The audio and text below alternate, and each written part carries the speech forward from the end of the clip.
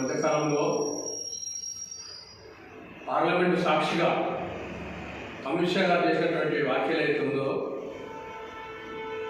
అంబేద్కర్ రాజ్యాంగ వ్యతిరేకి అని చెప్పేసి ఉచ్చరించడం ఈ దేశ ప్రజలను అవమానించడం అని చెప్పేసి సిపిఐ పార్టీగా భావిస్తూ ఉన్నాం. పార్లమెంట్లో ఇట్లాంటి ఉచ్చరణ చేయడాన్ని సిపిఐగా మేము ఖండిస్తా ఉన్నాం. ఇలా భారతదేశ ప్రజలందరినీ ప్రధానంగా ప్రజాస్వామ్య పద్ధతి నడిపిస్తున్నటువంటి రాజ్యాంగాన్ని కించపరిచే విధంగా అమిత్ షా మాట్లాడడం అనేది బాధాకరం అని చెప్పేసి సిపిఐగా మేము భావిస్తూ ఉన్నాం. ఏదేమైనా కానీ ఇప్పటికైనా కానీ అమిత్ షా దేశ ప్రజలకు క్షమాపణ చెప్పాలని చెప్పేసి సిపిఐ పార్టీగా అమిత్ షాను డిమాండ్ చేస్తా ఉన్నాం. ఇదే సందర్భంలో భారత కమ్యూనిస్టు పార్టీ సిపిఐ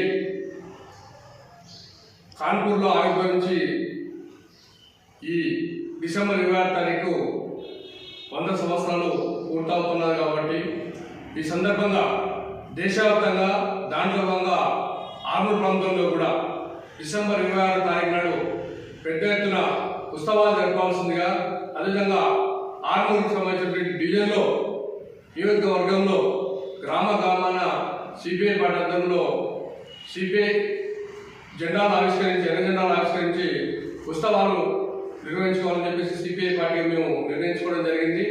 ఈ ఉత్సవాన్ని నియోజకవర్గం పార్టీ కార్యకర్తలు, నాయకులు, శ్రేయోభిలాషులందరూ కూడా ఈ ఉత్సవాల్లో పాల్గొనాల్సిందిగా, డిసెంబర్ 26 జరిగేటటువంటి ఉత్సవాల్లో అందరూ పాల్గొనాల్సిందిగా మరోసారి కార్యకర్తలను విజ్ఞప్తి చేస్తా ఉన్నాను.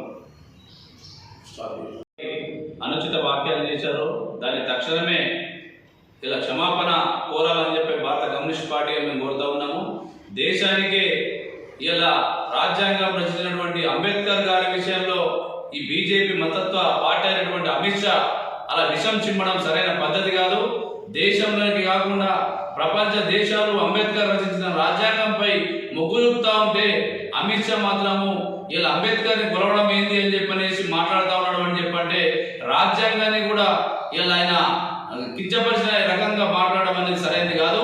ఇలా అంబేద్కర్ని గౌరవించిన వ్యక్తి రాజ్యాంగం ఏ రకంగా గౌరవిస్తారని చెప్పని మేము సందర్భంగా బీజేపీ వాళ్ళకి అడుగుతా ఉన్నాము.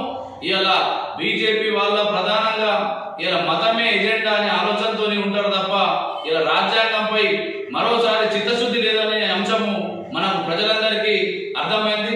ఇలా భారతదేశంలో ఉన్నటువంటి ప్రజలందరూ అమిత్ షా చేసినటువంటి వాక్యాలని తీవ్ర నిరసన చేస్తూ ఉంటే ఇలా అమిత్ షా మాత్రము ఇలా మతతత్వానికి కొమ్ము కత్తున్నటువంటి పరిస్థితి మనం చూస్తా ఉన్నాము. తక్షణమే రాజ్యాంగ